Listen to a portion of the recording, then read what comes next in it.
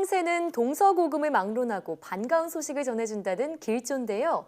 서양에서는 아이를 물어다 준다는 이야기도 있죠. 네, 그런데 반가운 황새가 우리나라 들판에서 모습을 감춘 지 어느새 20년이 지났다고 합니다.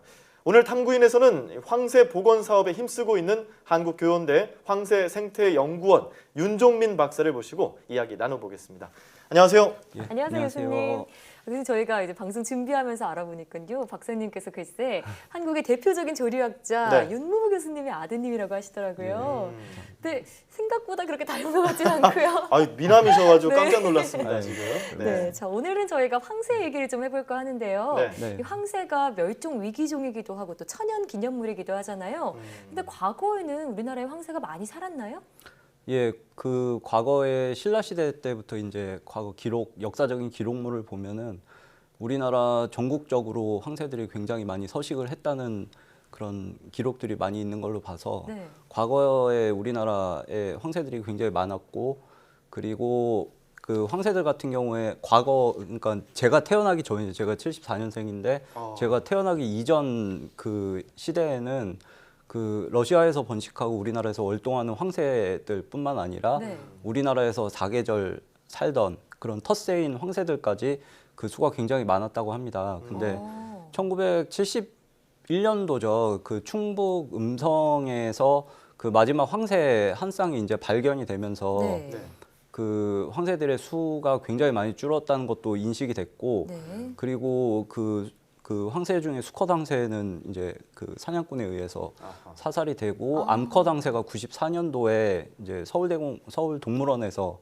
그 생을 마감했죠. 그러면서 우리나라의 텃새였던 그 황새들이 절멸을 하면서 우리나라에는 이제 텃새인 황새들을 볼 수가 없고, 그 국제적으로 봤을 때 야생에 있는 황새들, 그러니까 번식을 할 수 있는 성조들이 그 수가 1000마리에서 2500마리 정도로 굉장히 그 수가 제한돼 있습니다. 정말 적은데요. 이 황새 하면은 또 소설에서도 나오는 또 길조로 통하고, 황새 또 철새 황새가 있으면 텃새 황새도 있고, 이렇게 서로 황새 종마다 차이가 있는 것 같은데 지금 황새 복원 사업을 하고 계시잖아요. 그럼 이 복원 사업은 텃새 황새를 복원하는 사업인 건가요? 예, 그렇습니다. 그 좁은 범위에서는 우리나라, 그러니까 한반도죠. 한반도에서 그 사라진 텃새였던 황새 개체군을 복원하는 그 지금 연구 사업을 진행 중에 있고요. 예, 어떻게 진행되고 있나요? 네, 1994년도에 이제 마지막 황새가 우리나라에서 사라지면서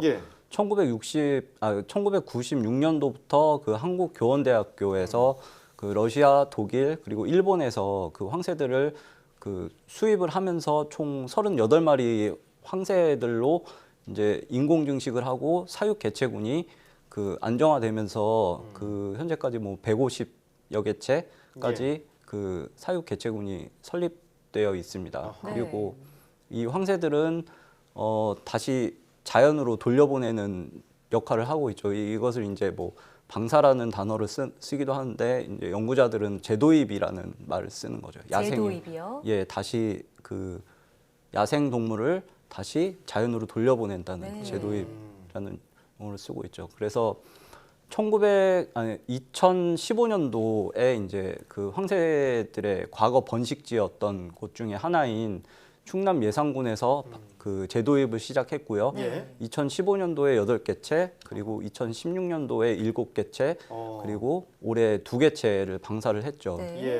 그리고 굉장히 그 경사였던 것이, 이 중에서 그 작년부터 야생 황새들이 짝을 맺고 번식을 하기 시작했죠. 그래서 작년하고 올해까지 해서 4개의 둥지가 생겼고, 그리고 그 둥지에서 총 11마리의 그 황새 유조들이 이제 이소를 하게 됐습니다. 황새 새끼들. 그렇군요. 보니까 2015년부터 그렇게 재도입을 하기 위한 노력이 되고 있는 거 보면 생각보다 그렇게 오래되지는 않은 것 같은데, 근데 이렇게 많은 노력을 들여서 많은 분들이 연구도 하고 계시고 황새를 좀 복원하고 자연으로 돌려보내기 위한 노력을 하고 계신 것에 대해서 일부에서는 왜 굳이 그렇게까지 하느냐 이렇게 생각하는 분들도 계실 것 같아요. 이 황새를 복원하는 일이 왜 중요한 건가요? 예, 사실은 그 황새 복원을 왜 하냐, 거기에 대한 답하는 것이 사실은 그 가장 어려울 거라고 생각을 하는데요. 그 일단 생태학적인 측면에서는 과거에서 사라진 그 황새 텃세 개체군을 다시 복원하는 데 네. 의미가 있고, 그리고 이 국내에서 사라진 그 개체군 같은 경우에는 우리나라 국가 생물 자원의 다양성을 증진시키는 것 중에 하나가 되겠죠. 네. 그리고 황새 같은 경우에는 과거부터 뭐 일본도 같은 경우고요.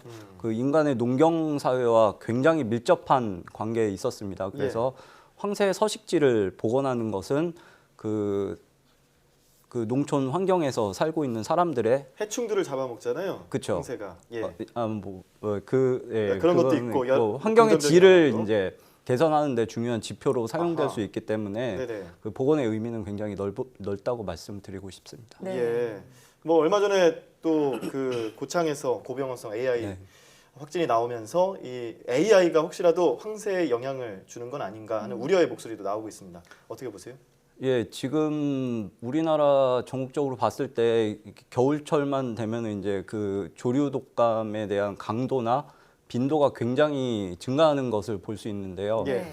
일반적으로 조류독감과 같은 그 질병 같은 경우에는 그 철새들이 가지고 온다고 예, 예. 이야기가 많이 되고 있는데, 그 철새 개체군 쪽에서 생각을 해본다면은 이런 질병 같은 것들은 그 철새 개체군을 계속 건강하게 유지할 수 있도록 여과 기능을 한다고 이제 학계에서는 얘기가 많이 되고 있습니다. 네. 예. 근데 문제는 현재 우리나라를 보면은 이 철새 개체군들이 머무는 서식지, 그리고 그 가금류들이 사육되고 있는 장소, 이 서식지가 굉장히 중첩돼 있다는 게 문제고요. 사실 네. 뭐 원인과 결과를 알기는 굉장히 힘든 상황인데, 그리고 그 저희 같이 이제 멸종위기 조류를 복원하는 사육 시설도 역시 그 조류 독감에 굉장히 취약할 수 있는 거죠. 예. 그렇겠네요. 네. 그래서 그 황새들 같은 경우에는 일단은 그 한국교원대학교하고 예산 황새공원하고 예. 지리적으로 분리가 돼서 사육 관리가 되고 있기 때문에 한 개체군이 무너져도 다시 재건할 수 있는 그런 그 기능을 가지고 있고, 네. 그리고 일단은 그 사육 시설에 출입하는 인원들 통제 잘 하고 방역 잘 해야 되겠죠. 그리고 그 조류 독감의 발원지가 그 사육 시설에 가깝다면 네. 공원을 폐쇄한다던가 이런 경우로 그 방어막을 이제 철저히 관리하는 것에 열심히 예. 노력하고 네. 있습니다. 네네. 아무래도 이런 AI 사태로 인한 피해가 없었으면 하는 바람인데요. 네. 그런데 이렇게 특수한 상황에서도 복원 사업을 진행하실 때 좀 여러 가지 어려움들이 있을 것 같아요. 어떤 부분이 가장 힘드신가요? 이전까지는 사육된 개체군을 관리하는 것에 매진을 했었는데, 이제 그 사육 개체군 그리고 재도입하는 개체군 그 관리가 그 양쪽에서 다 돼야 되기 때문에 그런 네. 것들이 힘들고, 예. 그리고 지금 작년부터 2015년부터 방사를 하면서 야생에서 이제 번식을 해서 새끼들이 나오고 굉장히 좋은 일이죠. 네. 근데 한편으로 연구자 쪽에서는 매년 그 재도입된 황새들 중에 한두 개체씩 지금 사망을 하는 사례가 있습니다. 그래서 네. 이런 것들을 그 관리를 해야 되는데 현재까지 5개체가 죽었죠. 그래서 뭐 항공기 충돌이나 뭐 감전사 이런 것들로 목숨을 잃게 되었는데, 그리고 또 2개체가 또 구조돼 가서 지금 그 치료를 받고 있습니다. 네. 그래서 그 재도입하는 황새들에 대한 위험 요소 이런 것들도 관리가 되어야 되겠고, 그리고 그 황새를 재도입할 때 그 등에 위치 추적기를 달죠. 예. 그 발신기를 다는데 현재 뭐 재도입된 황새들이 21개체 중에서 그 위치 추적이 되지 않는 황새들이 있습니다. 그 발신기를 전부 다 달지 않고 또 그 혹은 위치- 발신기가 네. 고장 났을 수도 있죠. 그렇죠. 중간에. 그래서 그 중에 지금 한 40%가 위치가 파악이 안 되고 있는데, 이것들은 연구자들 그 능력이 바뀌죠. 그래서 그 황새들을 지켜봐주는 그 눈이 많아야 된다는 게 굉장히 중요합니다. 그래서 네. 국내에 보면은 뭐 2015년도 이후에 그 발신기 미부착 황새들의 제보율이 굉장히 낮습니다. 예, 그래서 예. 뭐 현재까지 약 뭐 10건에서 20건 정도 되는데, 그래서 황새에 대한 관심이 일단은 다른 나라에 비해서 훨씬 적은 편이죠. 네. 그런 것들이 우려가 많이 되고 있습니다. 일단 그 보시는 분들께서 저 새는 황새다라는 게 있어야 되는데 황새인지 백로인지 잘 구분도 못 하시고 뭐 그렇게 되다 보면은 뭐 제보 같은 게 좀 떨어질 수도 있을 것 같고요. 네. 그것보다도 또 중요한 것이 황새가 그런 인간의 관심 밖에서 살더라도 이 자연 속에서 좀 건강하게 살 수 있는 그런 환경이 조성돼야 될 것 같은데 이 부분에 대해서는 어떻게 보세요? 일단 그 야생 동물들 같은 경우 가장 중요한 것이 이제 생존과 번식이죠. 예. 그래서 거기에 미치는 영향들이 무엇인지 이제 파악을 해야 되는데 황새들 같은 경우에 그 먹이가 사실은 굉장히 중요합니다. 예. 그래서 황새들은 그 논습지나 또는 하천에서 먹이를 구하는데 네. 이 논의 물이 수위가 뭐 낮아지고 높아질 때마다 이제 하천에서도 먹이를 먹고 하는데 문제는 이 논에 사실은 농사를 짓기 위해서 농약을 많이 사용하고 있습니다. 현재까지도 그렇죠. 우리나라 대부분 농가에서 농약을 사용하고 있는데 예. 뭐 농약을 쓴 논에도 사실은 먹이가 있죠. 근데 네. 이런 먹이들을 황새들이 계속 먹게 되고 그리고 차후에는 이제 생존에 이제 위협이 될 수 있는 요소가 굉장히 많습니다. 그래서 예. 뭐 농업인들에게 농약을 쓰지 마라 뭐 이렇게 얘기하면서 이제 죄인으로 만들 수는 없고 그럴 수 네. 없죠. 그 농촌 사회가 가지고 있는 경제적 사회적 문제를 네. 함께 고민하고 해결책을 찾아야 되겠죠. 그리고 두 번째 번식 쪽에서 말씀을 드리면 황새들 같은 경우에는 3개월 동안 알을 낳고 새끼를 키웁니다. 둥지에서.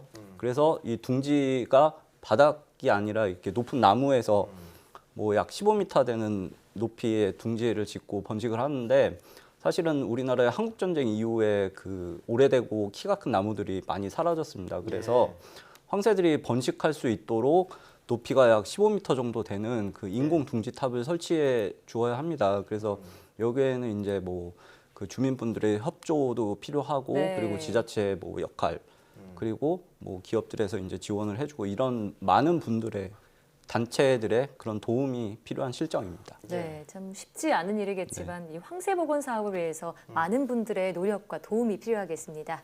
자, 지금까지 황새생태연구원 윤종민 박사와 말씀 나눠봤습니다. 고맙습니다. 네, 감사합니다.